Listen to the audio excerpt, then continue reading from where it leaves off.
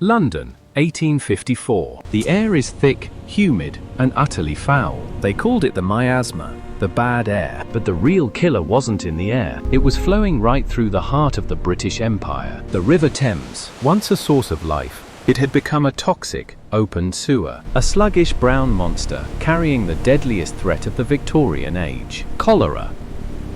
Thousands were dying in the streets. To drink water in London was to play Russian roulette with your life. Clean spring water was a luxury, wrapped exclusively for the wealthy elite. So, how did the working class families survive? They didn't have modern reverse osmosis systems. They didn't have portable survival straws. And boiling water constantly was a massive waste of precious coal. Instead, they relied on a brilliant, forgotten piece of DIY engineering. A primitive filtration hack built from absolute rubbish. A secret so effective, modern preppers are still using its core principles today. Welcome to Heritage Core. Today, we uncover the lost Victorian water hack that defeated the deadly Thames. To grasp the genius of this method, you must understand the sheer terror of Victorian water. Before Dr. John Snow proved that cholera was waterborne, people believed diseases came from smells. But the poorest citizens knew one universal truth: cloudy water meant sickness. They had to find a way to turn the toxic sludge into crystal clear, safe drinking water. The solution was a 3-tier gravity filter, housed inside an ordinary, discarded wooden beer barrel. They called it the poor man's purifier. It required 3 specific layers to work: the sieve, the scrubber, and the assassin. Let's break down how they built it. First, they placed a layer of coarse gravel at the very bottom of the barrel. This was the foundation, keeping the spout clear. On top of that went the sieve, a thick layer of fine, washed river sand. Sand is nature's physical barrier. As the dirty water trickled down through the dense grains, all the large particles, the mud, the debris, and the insects were trapped on the surface. But sand cannot stop microscopic killers. The water might look clear, but it was still toxic. That brings us to the middle layer, the assassin. This was the true secret of the Victorian filter: charcoal. Not just any ash from the fireplace. They used densely packed, crushed charcoal. Sometimes, they even used charred animal bones. Why?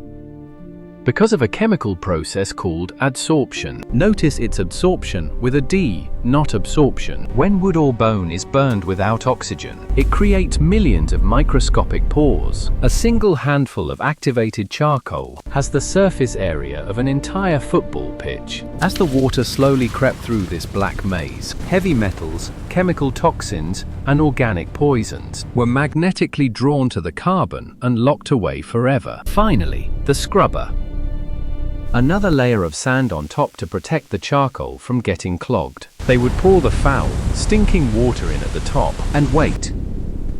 Gravity did the work. Hours later, turning the wooden spigot at the bottom yielded water that was crisp, clear, and odorless. This primitive barrel was doing the exact same job as the expensive carbon filters in your modern fridge today. But survival is never foolproof. If you want to build this system for a modern emergency, you must avoid the fatal mistakes that killed thousands back then. Mistake number 1. The ash trap. Many desperately poor Victorians made the mistake of using grey ash from a cold fireplace instead of solid charcoal. Ash contains lye. When water mixes with lye, it creates a highly alkaline, toxic sludge. Instead of purifying the water, they were drinking liquid soap. You must use pure, black, brittle charcoal. Mistake number 2. The biological time bomb. Charcoal is brilliant at removing chemicals and bad tastes, but it cannot kill 100% of bacteria or viruses. The smartest Victorians took the clear water from the filter and boiled it over the stove for just 3 minutes. Filter for the chemicals,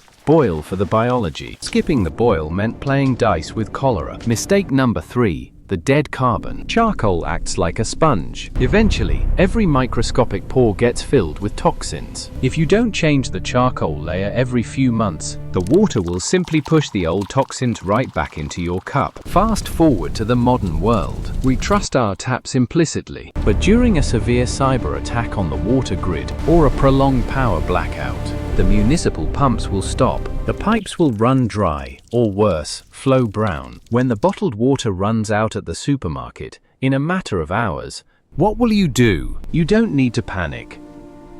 You just need to remember. A modern survivalist can build this exact Victorian system using 2 food-grade plastic buckets. Drill holes in the bottom of the top bucket. Layer a clean cloth, washed sand, crushed campfire charcoal, and more sand. Stack it over the empty bottom bucket. Pour in rainwater, puddle water, or river water, and watch as gravity resurrects a 170-year-old miracle. This is why historical knowledge is the ultimate survival tool. Gadgets break, batteries die, filters clog, but the principles of physics and nature never change. The resilient minds of 19th century London didn't surrender to the Great Stink. They innovated with whatever they could scavenge. So, the next time you turn on your tap and clear water flows out, take a moment to appreciate the luxury. And if it ever stops flowing, remember the barrel, the sand, and the charcoal. Now I turn the question over to you. Besides purifying water and staying warm, what do you think is the single most important survival skill that our ancestors had,